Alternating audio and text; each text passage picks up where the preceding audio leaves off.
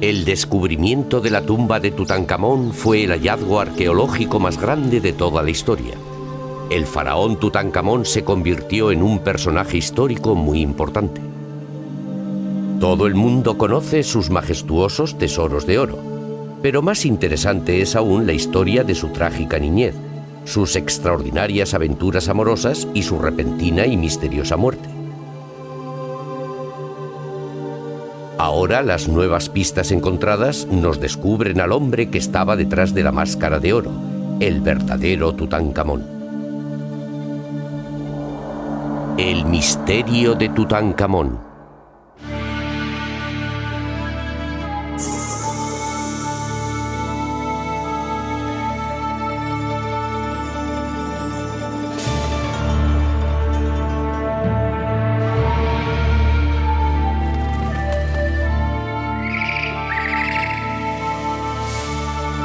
Los grandes egipcios.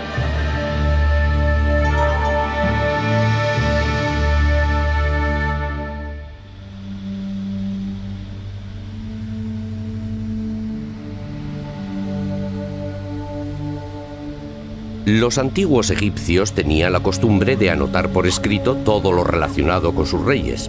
Anotaban todo, las batallas, los cautivos que hacían, las ofrendas que hacían a los templos y, lo más importante, escribían sobre sus reyes.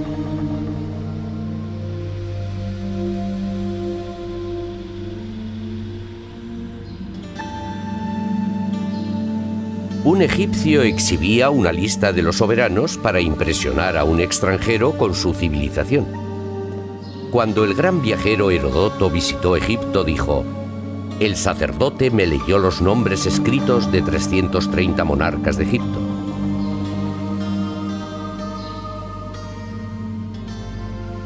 Los egipcios se sentían tan orgullosos de su larga historia que grababan los nombres de sus reyes en las paredes de los templos.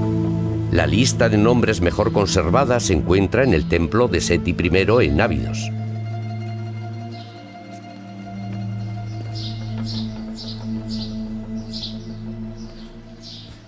Aquí estamos en la sala de la antigüedad, donde hace 3000 años tuvo lugar un ritual religioso muy importante. Seti I aseguraba a su pueblo que si leían los nombres de sus antepasados recibirían alimento en el otro mundo. Este de aquí es Seti I, y este joven es un príncipe llamado Ramsés, el cual llegaría a ser conocido como Ramsés el Grande. En su mano tiene un papiro del cual está leyendo los nombres que aparecen en él. Estos nombres de faraones iban desde Menes, el fundador de Egipto, hasta el propio Seti I. Cada nombre está en un cartucho, que es un óvalo hecho de cuerda que mágicamente rodea el nombre del faraón. Un poco de protección mágica siempre ayuda. Arriba nos relatan lo que estaba ocurriendo. Se trata de una oración para los muertos. Ojalá que Ptah Sokor Osiris, el señor de la tumba, el que está en el templo de Seti I, dé ofrendas a los faraones del Alto y Bajo Egipto del señor de las dos tierras Seti I. Ojalá que ellos tuvieran pan, cerveza, ropa, alabastro y todo lo que necesitasen. Y a continuación están los nombres de los reyes que recibirían estas ofrendas. Primero Keops, el creador de la Gran Pirámide. Después Amenofis III, el cual gobernó Egipto durante el período de mayor prosperidad. Pero justamente aquí nos encontramos con un problema. El nombre del faraón más conocido del mundo no aparece. ¿Dónde está Tutankamón?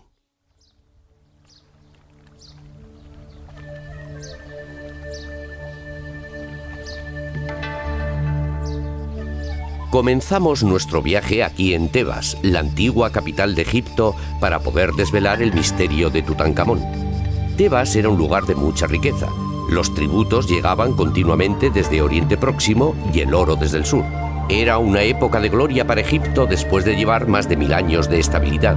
Durante siglos habían rendido culto a los mismos dioses. El Nilo regularmente desbordaba sus orillas y las hazañas militares del faraón aseguraban la continuidad de su prosperidad. Homero, el poeta griego, escribió: Tebas de Egipto.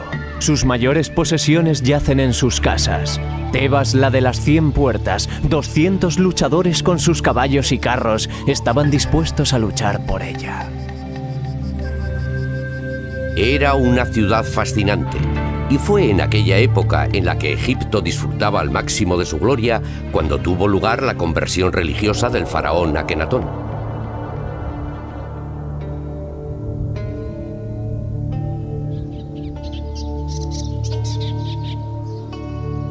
El divino y único gobernador de Egipto se convirtió en un hereje.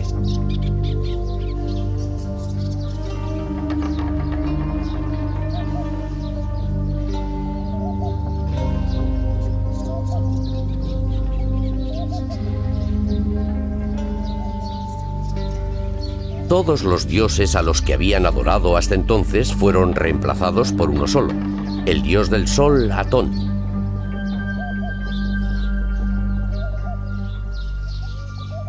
El faraón, con la ayuda de un pequeño grupo de seguidores, trasladó la capital desde la gloriosa Tebas hasta un desierto oculto situado a 160 kilómetros al sur del Cairo. Este lugar actualmente es conocido como Tel el Amarna. En los 3000 años de la historia de Egipto fue cuando nació Tutankamón. El faraón Akenatón comenzó a construir su nueva ciudad colocando señales que indicaban los límites de la ciudad. Dentro de estos límites, el faraón proclamó que solo existiría un único dios, Atón, el dios del sol. Atrás quedaban todos los dioses a los que habían adorado los egipcios durante generaciones. Ya no rendirían culto a Osiris, el dios de la muerte, o a Anubis, el dios de la momificación con cabeza de chacal. También quedaban atrás a Thor, la diosa de la música y del amor, y Bes, el enano con cabeza de león que tocaba la pandereta. Solo podrían adorar a un dios, Atón, el dios del sol, cuyos rayos daban la vida a todo.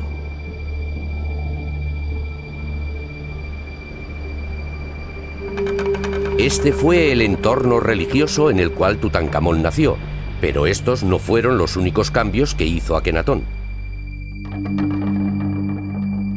De la noche a la mañana también cambió el estilo del arte, del estilo formal al naturista. Mientras que antes el faraón era retratado como un hombre musculoso y vigoroso, ahora lo mostraban con un cuerpo grotesco y deformado. En la historia de Egipto nunca se había representado de ese modo a ninguno de sus faraones. Sus estatuas le muestran con una cara alargada, el pecho hinchado, los muslos abultados y unos brazos larguiruchos.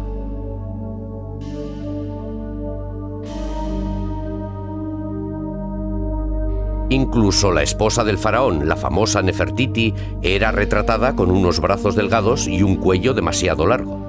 Sus 6 hijas, las princesas, las representaban con cabezas hidrocefálicas deformes y con cráneos abultados en la parte de atrás. Cuando los primeros egiptólogos descubrieron estas grotescas estatuas, intuyeron que en esa época se había producido un cambio importante. Más sorprendente aún era el modo en que la familia real era retratada junta. Se les representaba en escenas íntimas besándose y tocándose. Akenatón a menudo le retrataban sujetando en sus rodillas a una de sus hijas en un momento familiar tierno. Tradiciones que durante siglos habían tenido, repentinamente habían sido borradas. Akenatón también cambió el sistema político que hasta entonces había tenido tanto éxito en Egipto. En el pasado, el dominio de Egipto sobre Oriente Próximo se había logrado gracias a un gran ejército permanente conducido por el faraón. Con el rey a la cabeza, este ejército tradicionalmente se encaminaba hacia países extranjeros para conquistarlos y así extender las fronteras de Egipto. Después de que el ejército hubiera conquistado una nueva tierra, volvían con todos los objetos de valor que habían encontrado y les amenazaban con volver si no enviaban anualmente tributos a Egipto.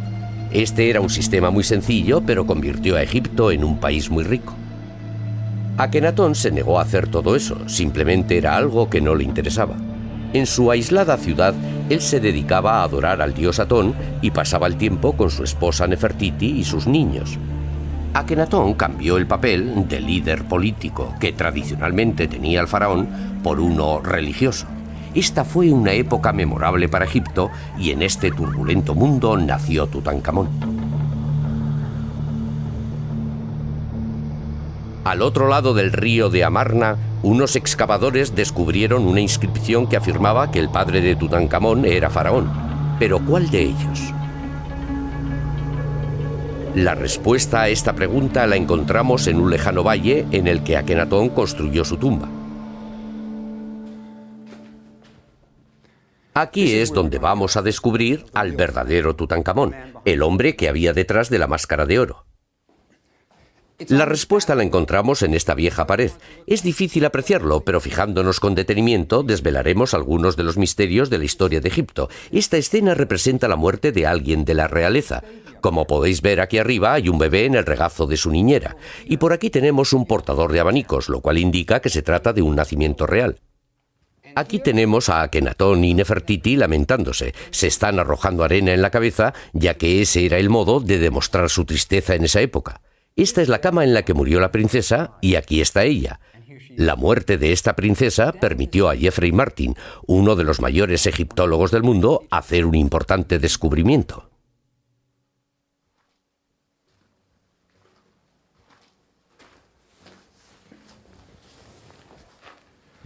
El profesor Martin se dio cuenta de que lo que hay en esta habitación es una escena casi idéntica a la anterior. Tenemos a personas lamentándose. Aquí hay uno que está de rodillas cogiendo arena y arrojándosela en la cara. Pero esta vez no se trata de la muerte de ninguna de las princesas, sino de la muerte de una de las concubinas del faraón llamada Illa. Y Martin cree que el bebé que acaba de nacer es nada menos que Tutankamón. Por tanto, aquí es donde la vida e historia de Tutankamón comienza. Para Tutankamón, que creció en una apartada ciudad, la vida debía ser muy agradable ya que todos los niños eran muy queridos en Egipto. Los egipcios llevaban a Tutankamón todos los días al templo para que rindiera culto al dios Atón. Todo ello en una atmósfera de amor y tranquilidad. El dios Atón era único para Tutankamón ya que no tenía ningún aspecto negativo. No era un dios con mal genio ni tampoco perseguía castigar a los niños traviesos. Por lo que encontramos dentro de la tumba de Tutankamón podemos deducir algunos de los aspectos sobre la personalidad de este joven rey. Por lo que parece le gustaba bastante el vino, ya que fue enterrado con casi 3 docenas de jarras de excelente vino. En aquella época la gente corriente bebía cerveza, el vino estaba reservado para las clases sociales altas, así que la bodega que Tutankamón se llevó consigo al otro mundo era todo un tesoro. Pero todos estos lujos eran solo una pequeña consolación por las tragedias que pronto sufriría el joven rey. Mientras Tutankamón crecía, uno de los más ambiciosos y astutos miembros de la corte iba ganando poder. Su nombre era Ay. Su tumba, situada en los acantilados del este de Amarna, es la más grande de todas las tumbas de nobles. Ahora aquí tenemos a Ay. Tiene las manos colocadas en posición de orar. Está rindiendo culto a Atón, el único dios permitido. Detrás de él está la esposa de Ay. Ella tiene puesta una bonita peluca, un cucurucho de incienso en la cabeza y tiene las manos en la misma posición que él. Ambos están rindiendo culto al dios Atón. Ahora, si quieren ver cómo se recompensaban las oraciones a Atón, vengan por aquí.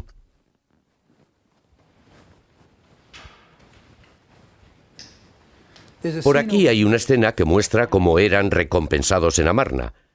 Aquí está Akenatón y detrás de él su esposa Nefertiti. Justamente sobre Akenatón se encuentra el dios Atón, el disco solar, emitiendo sus rayos hacia abajo. El faraón y la faraona están obsequiando a Ay y a su esposa con unos collares de oro. Son 3 de las princesas que están ayudando a su padre. Una de ellas tiene una bandeja de collares de oro, la cual está entregando a su madre. Podéis preguntaros en qué época fue grabada esta pared, ya que tan solo aparecen 3 princesas y Akenatón y Nefertiti tenían 6. Más o menos lo harían en la mitad del reinado de Akenatón.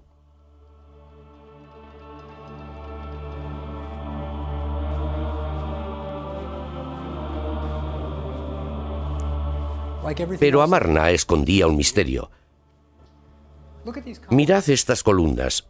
No están acabadas y la tumba de Ay tampoco. Cuando los trabajadores llegaron a este punto, dejaron sus herramientas, se alejaron caminando y nunca más volvieron. Sabemos que Ay vivió durante años después. Pero entonces, ¿por qué el oficial más poderoso de Amarna dejó su tumba sin terminar en la mitad del reinado del faraón? La razón por la cual Ay detuvo la construcción de su tumba fue que las cosas no iban bien en Amarna y Ay no tenía la intención de seguir viviendo allí. Akenatón era un jefe religioso y Egipto empeoraba rápidamente, tanto económica como políticamente. Los territorios conquistados los estaban perdiendo y los embajadores escribían diciendo que ya no eran respetados y que el ejército estaba en un estado lamentable. Incluso la nueva religión difundida por Akenatón no había tenido éxito.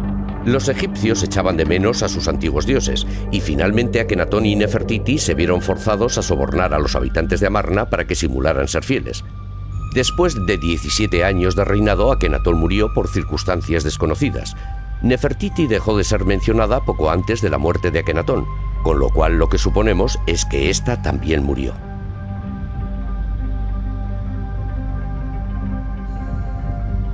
Al poco tiempo, la ciudad de Amarna fue abandonada. Una de las pruebas que indican cómo los egipcios querían olvidar rápidamente el episodio de Amarna lo encontramos en el famoso busto de Nefertiti, una de las más grandiosas obras de arte de la historia del mundo, y fue olvidada en la estantería del escultor. Nadie quiso llevársela.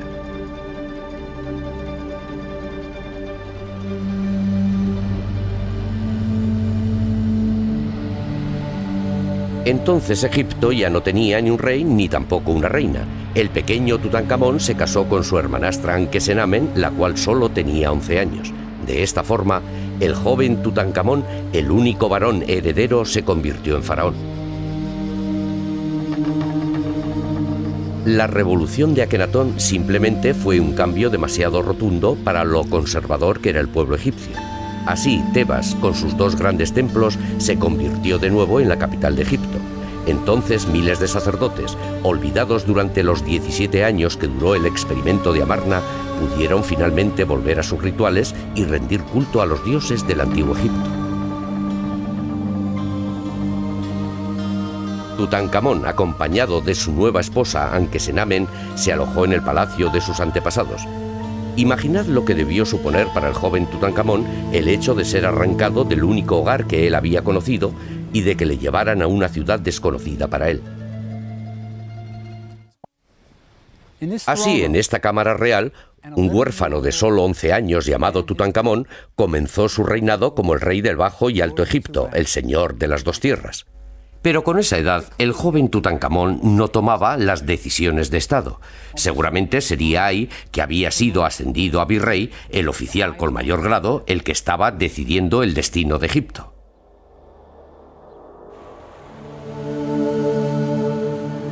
Pero Tutankamón no fue el único niño que llegó a ser faraón en la historia de Egipto. Una carta escrita 1000 años antes por un joven rey nos recuerda que aunque Tutankamón fue el rey del Bajo y Alto Egipto, él también fue un faraón. Durante el reinado del joven Pepi II, el virrey Tunubia le escribió una carta para decirle que volvía con un pigmeo. Pepi se alegró tanto con la noticia que le envió a Tunubia una carta dándole instrucciones. Para el virrey fue tal el honor de recibir esta carta del joven faraón que la mandó grabar fuera de su tumba en Asuán para que todo el mundo la viera. Vuelva pronto al palacio. Deja todo y tráigame al pigmeo. Cuando baje al bote con usted, póngale 2 hombres fuertes a ambos lados de él. Tenga cuidado de que no se caiga al agua. Por las noches ponga a sus hombres de confianza para que duerman con él en su tienda. Compruebe que las cosas van bien 10 veces por noche. Su Majestad desea ver a este pigmeo más que los productos del Sinaí y Punt. Puede que él fuera un faraón, pero todavía no era más que un niño. A su corta edad, Tutankamón y su esposa Ankesenamen ya habían conocido la tragedia. Se aferraron el uno al otro para superar las secuelas que les había dejado la muerte de su padre. Además, después de la muerte de Akenatón, no se vuelve a mencionar a la reina Nefertiti, quien probablemente también murió por aquella época.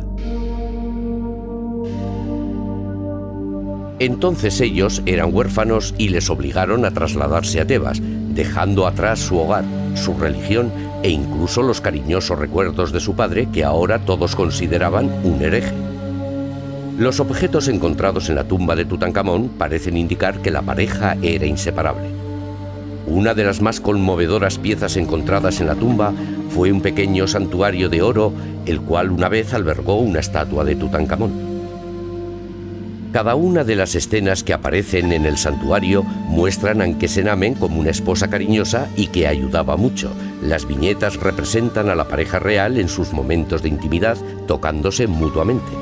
Mientras Tutankamón cazaba, Anque-Senamen le sujetaba las flechas. Tutankamón rociaba el perfume en las manos de su esposa. Obviamente estaban entregados uno al otro y disfrutaban estar juntos. Por razones políticas, su ceremonia matrimonial se celebró cuando aún eran unos niños, pero ya existía entonces un verdadero vínculo de afecto entre marido y mujer. Este santuario probablemente fue el regalo encargado por Anque-Senamen para su esposo. En cierto sentido, se trataba de una carta de amor escrita con oro. Realmente era una pareja mágica. En la tumba se ha encontrado una lámpara mágica que era su secreto particular.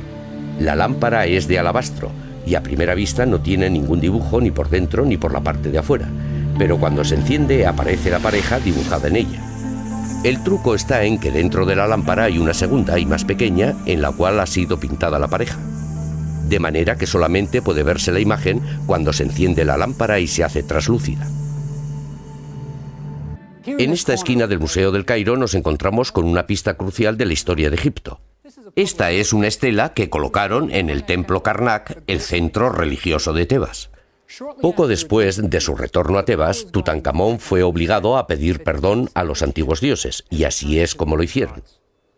Estas 3 líneas de jeroglíficos de aquí arriba cuentan una historia terrible.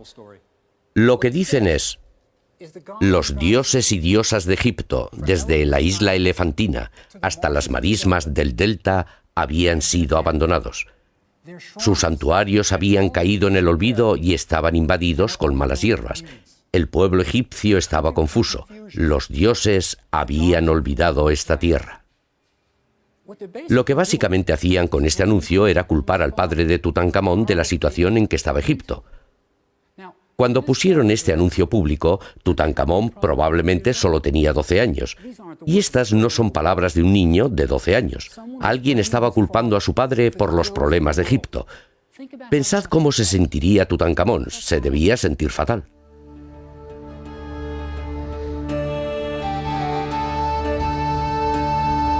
Una de las primeras cosas que hizo Tutankamón cuando volvió a Tebas fue terminar un monumento que había comenzado su abuelo Amenofis III. Aquí, en el templo de Luxor, Amenofis había construido una columnata, pero él murió antes de que fuera decorada.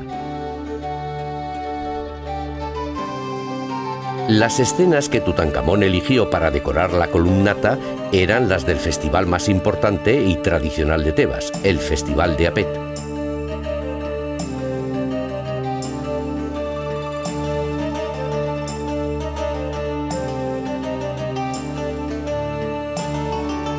Apet era el nombre que los antiguos egipcios dieron al templo de Karnak.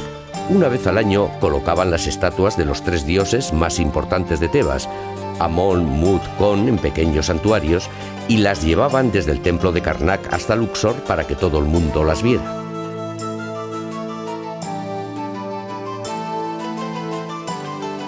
Había procesiones y mesas apiladas con trozos de carne como ofrendas a los dioses.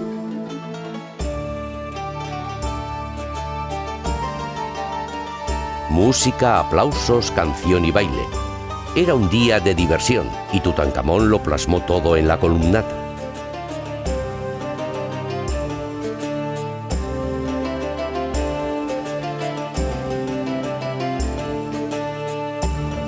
Tutankamón también participaba y hacía ofrendas a los dioses.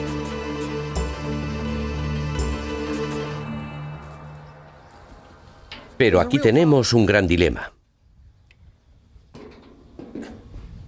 Si Tutankamón decoró todas estas paredes, su nombre debería estar por todos lados, pero el único sitio donde encontramos su nombre es aquí, en este apartado lugar del templo.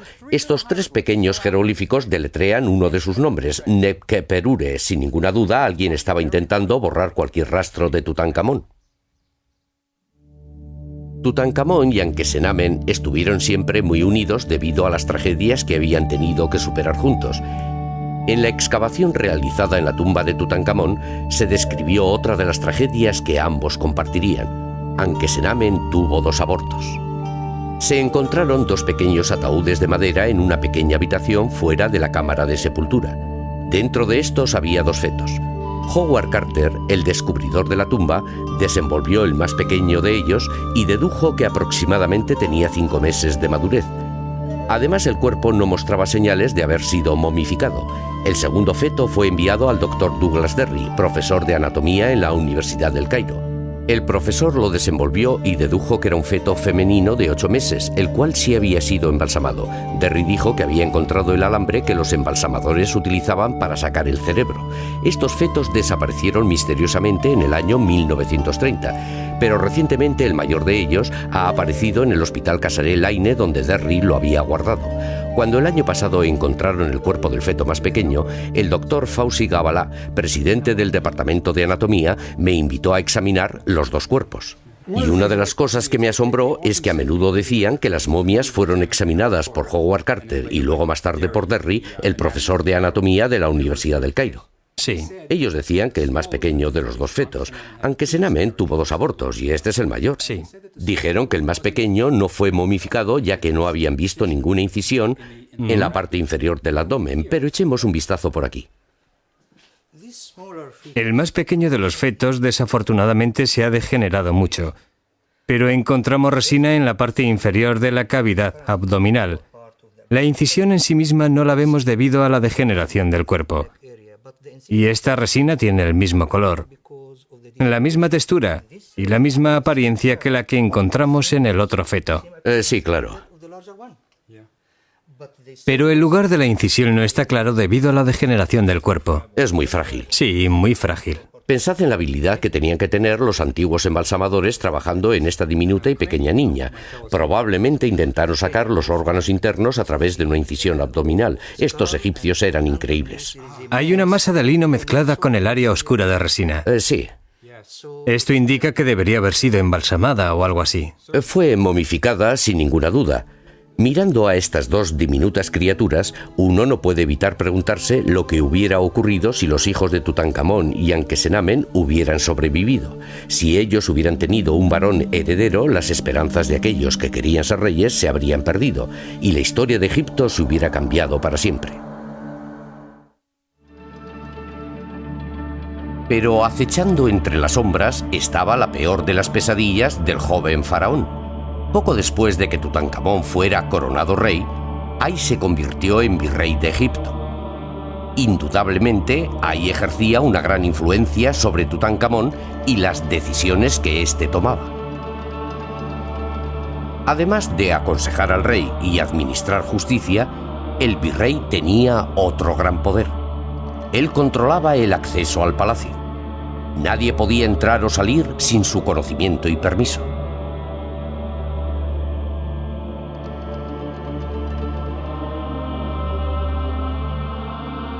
Entre los servidores de Ay estaban aquellos que estaban dispuestos a hacer tanto el bien como el mal, con tal de complacerle.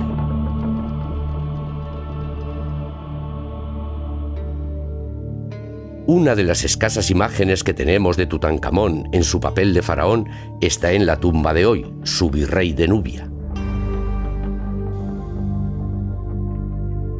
Aquí tenemos al joven rey desempeñando sus deberes oficiales.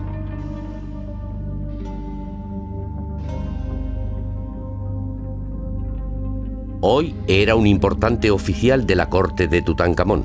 Su trabajo consistía en mantener el oro circulando desde Nubia a Egipto. Los antiguos egipcios llamaban al oro nube, ya que Nubia, actualmente Sudán, era un lugar donde abundaba este metal precioso. El oro que se ha encontrado en el ataúd de Tutankamón probablemente fue gracias a los concienzudos esfuerzos de hoy. Cuando hoy volvía desde Nubia, podíamos ver sus caballos mirando desde sus compartimentos.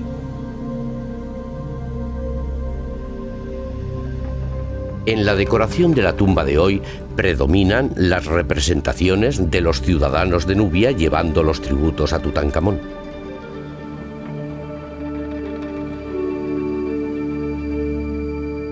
Jirafas, monos e innumerables anillos de oro.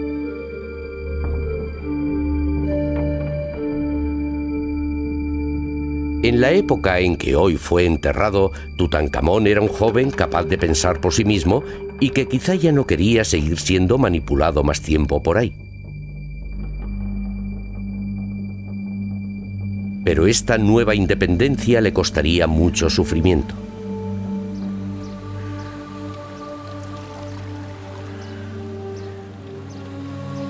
Entonces, de repente, con tan solo 20 años, Tutankamón murió misteriosamente. Su cuerpo fue momificado, transportado al otro lado del río hasta la orilla oeste, el lugar de los muertos, y allí fue enterrado junto con otros faraones egipcios en el denominado Valle de los Reyes.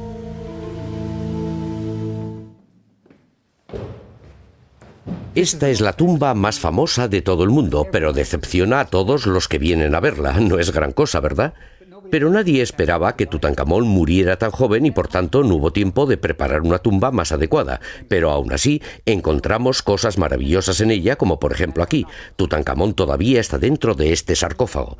¿No es estupendo? Él es el único faraón al que dejaron en su tumba. Y también encontramos otras cosas maravillosas, las pinturas. Si sabes cómo leerlas, te relatan cosas sobre el entierro de Tutankamón. Tardaron 70 días en momificar su cuerpo, y ese fue todo el tiempo que tuvieron para preparar su tumba. Tuvieron que conseguir ataúdes, mobiliario y las esculturas. Todo tenía que estar aquí. Además, tuvieron que preparar los rituales religiosos. Pero aparte de todo esto, además tenían que elegir a un nuevo rey. Y ese era un gran problema, ya que Tutankamón no tenía ningún hijo. Y la única persona viva de la realeza era Ankesenamen. En esta pared se representa el día del funeral. Aquí está la momia de Tutankamón. Y estos 12 egipcios de ahí están llevando el cuerpo hasta esta tumba. ¿Y qué quieren decir las pequeñas cintas que llevan en la cabeza? Son para demostrar su dolor. Y estos son los oficiales de palacio. ¿Pero sabéis quién falta aquí? ¡Ay! Él está por aquí. Y fijaos en lo que lleva puesto, es una piel de leopardo. Eso indicaba que él era el sumo sacerdote. Ay actuaba como sumo sacerdote al ejecutar el rito de la apertura de la boca de Tutankamón. El sumo sacerdote es el que daba a los muertos la vida y el aliento para la próxima. Pero vuelvan a mirar, eso no es todo. En su cabeza tiene la corona del faraón y los emblemas sobre su cabeza. Ambos tienen el nombre de Ay. Ay se ha convertido en faraón. Es el sucesor de Tutankamón. Pero, ¿cómo logró un plebeyo convertirse en un faraón? Ankesenamen debía estar desolada por la muerte tan prematura de su joven esposo. La estrecha relación con su marido se había forjado desde que eran niños, y además habían superado juntos muchas cosas. A pesar de todos los trastornos y cambios que habían sufrido, ellos siempre se habían tenido el uno al otro como confidentes cariñosos. Durante los días posteriores a la muerte de Tutankamón, sucedieron una serie de acontecimientos que finalmente terminaron en varios asesinatos. Aquel fue un período turbulento. El primero de estos acontecimientos fue una carta de súplica de Ankesenamen al rey de los hiitas, la cual está grabada en una antigua tabla encontrada en los archivos de la capital hiita. La carta de Ankesenamen era tan asombrosa que incluso el destinatario de la misma, el rey de los hiitas, no se lo podía creer. Mi esposo ha muerto y no tengo ningún hijo. La gente dice que vos tenéis muchos hijos. Si me dierais uno de los vuestros, este se convertiría en mi esposo. Nunca podría escoger a uno de mis servidores y hacerlo mi esposo. Tengo mucho miedo.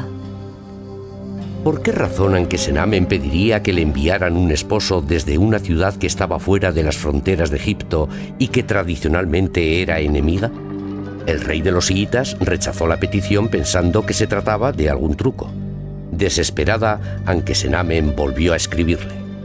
¿Por qué pensáis que trato de engañaros? Si tuviera un hijo, ¿creéis que escribiría a un país extranjero humillándome a mí misma y a mi país? Sé que no os fiáis de mí. Mi marido ha muerto y yo no tengo hijos. ¿Debería quizás coger uno de mis servidores plebeyos y hacerlo mi esposo? La gente dice que vos tenéis muchos hijos. Dadme uno y se convertirá en mi esposo y en el rey de la tierra de Egipto. Finalmente, el rey envió a Egipto a uno de sus hijos para que se casara con la desesperada Ankesenamen. pero la boda nunca se celebró. En algún lugar del desierto en una frontera egipcia fue asesinado. ¿Por qué Ankesenamen quería encontrar un esposo fuera de las fronteras de Egipto? En sus cartas ella afirma que nunca se casaría con un servidor, y esta es una frase poco común. Debía de estar amenazada por alguien. Pero, ¿quién podía forzarla a casarse con un plebeyo?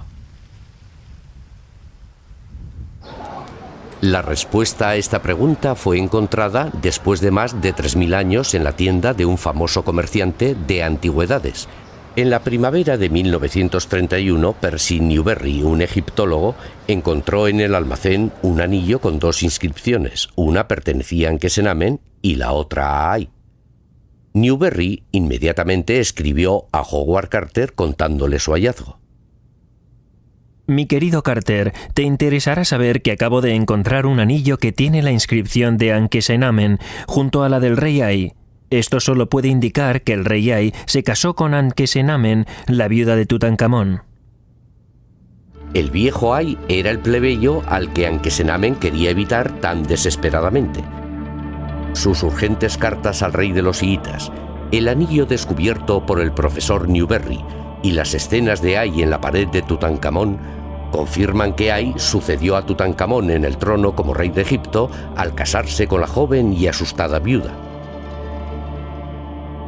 ¿Qué le ocurrió a Ankesenamen después de su matrimonio con Ay?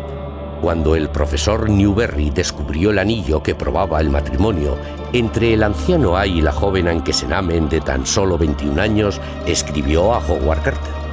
¿Hay alguna posibilidad de que vengas al Valle del Oeste para ver la tumba de Ay? Si vienes, hay algo muy interesante que me gustaría enseñarte. En una de las paredes de la cámara del sarcófago aparece la imagen del anciano rey Ay con la reina Tey detrás de él. ¿Hay alguna pista de quién es la figura que está detrás de la reina Tey? ¿Y es este cartucho suficientemente grande para poner en él el nombre de Ankesenamen? Si Ankesenamen hubiera estado viva cuando Ay murió, unos 3 años después de casarse, debería aparecer en las paredes de su tumba. Así que lo que tenemos que hacer es mirar en la tumba de Ay para encontrar pistas sobre el destino de Ankesenamen.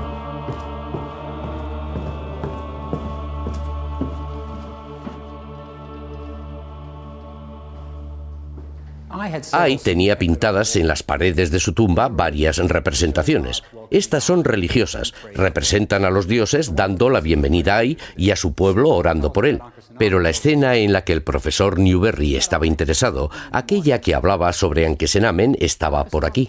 Tenemos a Ay que estaba pescando en las marismas. Su esposa Ankesenamen debería estar con él, ya que ella era su mujer y la reina de Egipto. Pero la inscripción que tenemos aquí es demasiado pequeña para su largo nombre.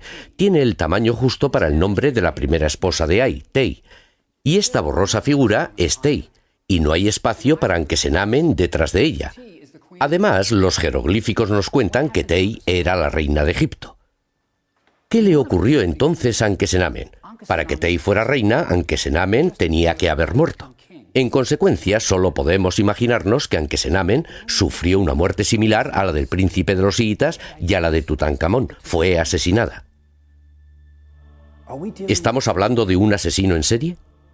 ¿Pudo Ay haber asesinado a todo aquel que se interpusiera en su camino al trono? En 1968, otra de las piezas para desvelar la misteriosa muerte de Tutankamón encajó en su lugar.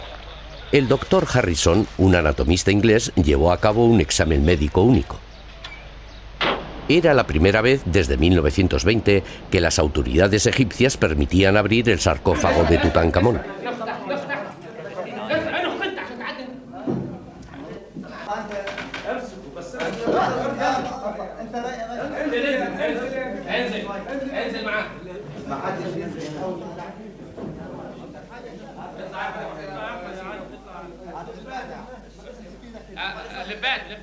Los turistas observaban asombrados mientras descubrían el cuerpo de nuevo.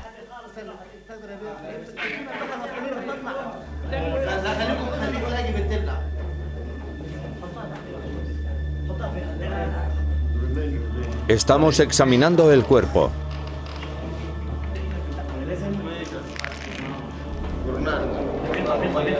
Para entonces ya se disponía de aparatos de rayos X, y por primera vez el cuerpo de Tutankamón fue expuesto a los rayos.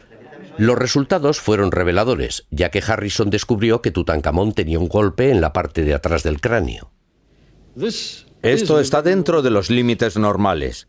De hecho, podría haber sido causado por una hemorragia producida bajo las membranas que cubren esta región del cerebro. Y la hemorragia podría haber sido provocada por un golpe en la parte posterior de la cabeza, lo cual podría haber sido la causa de su muerte.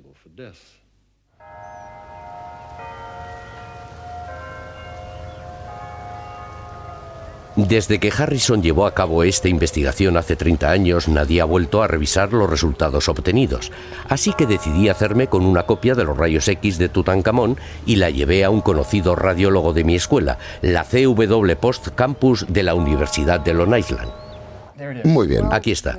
Bien, la teoría que el doctor Harrison propuso es bastante interesante porque yo creo que esta interrupción de aquí, en el hueso occipital, en la parte posterior del cráneo, podría representar una pequeña fractura, y entonces él pensó que esta área más oscura de aquí era un coágulo de sangre. Ya. Si eso es así y este es el otro lado del coágulo de sangre, ello indica que el coágulo se ha calcificado. Eso significaría que el coágulo ha estado ahí durante algún tiempo, quizás durante varios meses. Pero durante ese periodo de tiempo, Tutankamón tendría que haber estado vivo para que se pudiera producir la calcificación. Así que si Tutankamón hubiera recibido un golpe en esa parte de la cabeza, no hubiera muerto al instante. Sí, este es un coágulo de sangre. Bien. Supongamos que es verdad. Y si fuera verdad, ¿cuál habría sido su estado de consciencia? ¿Habría estado quizá inconsciente? Al principio probablemente él habría sido capaz de funcionar de algún modo. Pero seguramente un coágulo de este tamaño, localizado en este área limitada, a la cual llamamos fosa posterior, en la parte posterior del cráneo, le hubiera provocado una presión masiva en la parte central del cerebro y en el área del cerebelo. Con esa presión seguramente estaría inconsciente y durante todo ese tiempo estaría desarrollando la calcificación. Interesante. ¿Qué puede decirme sobre el lugar donde fue golpeado? ¿En qué posición estaba cuando recibió el golpe en la parte posterior de la cabeza? ¿Cree usted que es un lugar corriente para recibir un golpe o...? No es un lugar corriente. Está bastante cerca de la base del cuello. Bien, por aquí tenemos un maniquí. Se lo mostraré en él. Sí, por favor. Entonces, si él estuviera tumbado de esta forma, el golpe tendría que haber venido justamente por aquí. El cuello comienza en este área y la base del cráneo aquí. Aquí tenemos un cráneo.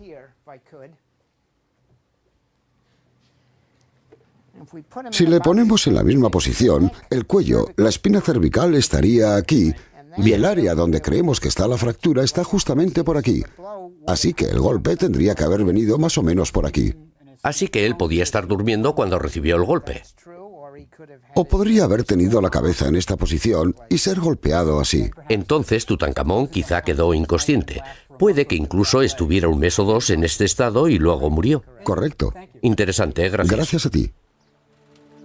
Los resultados de nuestra investigación en los rayos X de Tutankamón indican que Ay pudo haber tenido varios meses para urdir un plan con el cual suceder a Tutankamón en el trono. Si Ay mató a Tutankamón, a Ankesenamen y al príncipe de los hiitas, ¿por qué no se le llevó ante la justicia? La respuesta a esta pregunta está escrita en las paredes de la tumba de Rechmaray, el cual hizo grabar en su tumba las obligaciones y poderes de Ay.